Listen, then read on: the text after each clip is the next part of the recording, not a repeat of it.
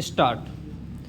पिछले कुछ समय से देश में खनन के औचित्य और इसके पर्यावरण पारिस्थितिकी पर पड़ने वाले प्रभाव को लेकर कई सवाल उठे हैं, लेकिन यह पूरा मसला विकास बनाम प्रकृति के संरक्षण के द्वंद्व में उलझ कर रह जाता है। इसमें कोई दो राय नहीं कि विकास की दिशा को बाधित करना प्रतिगामी हो सकता है, लेकिन सवाल यह है कि अगर प्रकृति के बेलगाम दोहन की कीमत पर दुनिया प्रगति का रास्ता अपनाती है तो उसका हासिल क्या होगा। अरावली पर्वत श्रृंखला को लेकर हाल ही में आए अदालती आदेश के आलोक में एक बार फिर यह बहस जोर पकड़ रही है कि अगर कोई प्राकृतिक संरचना एक बड़ी आबादी और इलाके के लिए जीवन रेखा तथा सुरक्षा की एक मजबूत दीवार के रूप में मौजूद है तो उसके संरक्षण के मुद्दे पर किसी जागरूक समाज की प्रतिक्रिया क्या होनी चाहिए। गौरतलब है कि हाल ही में सर्वोच्च न्यायालय ने यह व्यवस्था दी कि आसपास की जमीन से कम 100 मीटर ऊंचे जमीन के हिस्से को ही अरावली पहाड़ी के तौर पर माना जाएगा।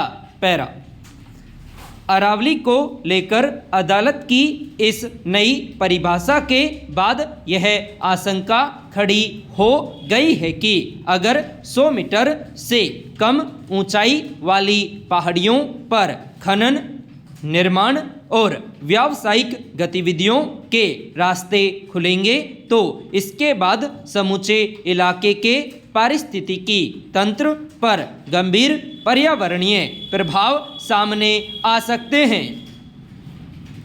दरअसल राजस्थान, हरियाणा, गुजरात से लेकर दिल्ली तक के सैकड़ों किलोमीटर के इलाके में फैली अरावली पर्वत श्रृंखला को समूचे उत्तर भारत में पर्यावरण को संतुलित रखने की दृष्टि से एक प्राकृतिक दीवार की तरह देखा जाता है। मगर पिछले कुछ दशकों से अरावली क्षेत्र को जिस तरह पत्थर, रेत और खनिज संसाधनों की मांग पूरी करने के लिए खनन का केंद्र बना दिया गया है, क्या उसके गंभीर खामियाजों का अंदाज़ा नहीं लगाया जा सकता।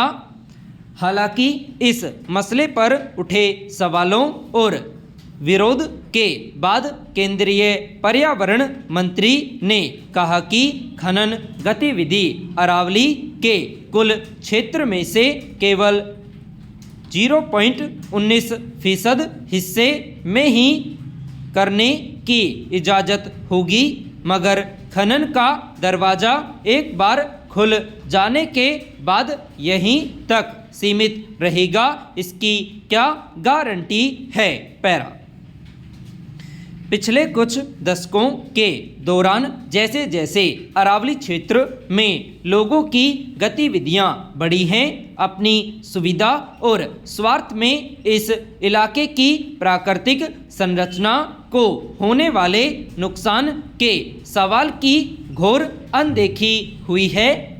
निर्बाध तरीके से बलुआ पत्थर, चूना पत्थर, संगमरमर और धात्विक खनिजों की निकासी ने अरावली की पहाड़ियों और जंगलों पर विपरीत असर डाला और अब आसपास के शहरों की आबोहवा तथा भूजल के स्तर की हालत देखी जा सकती है।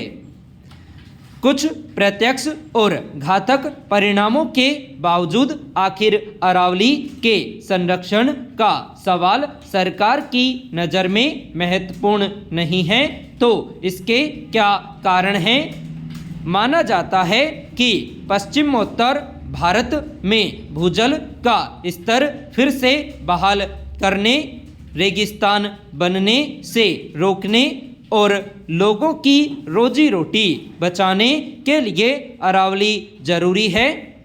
इसलिए पर्यावरण विशेषज्ञ अरावली को उसके पर्यावरणीय, भूगर्भीय और जलवायु संबंधी महत्व की नज़र से देखने और आंकने की जरूरत पर जोर देते रहे हैं। सच यह है कि एक और दुनिया भर में पारिस्थितिकी तंत्र और उसकी सुरक्षा के लिए हर स्तर पर चिंता जताई जा रही है, तो दूसरी ओर विकास के नाम पर चलने वाली कुछ कवायदों के पर्यावरण पर असर को लेकर कई तरह की आशंकाएं भी उभर रही है। पैरा चिकित्सक को भगवान का दूसरा रूप माना जाता है, क्योंकि वह अपने ज्ञान और कौशल से मरीजों का जीवन बचाने और उसे बेहतर बनाने का काम करता है।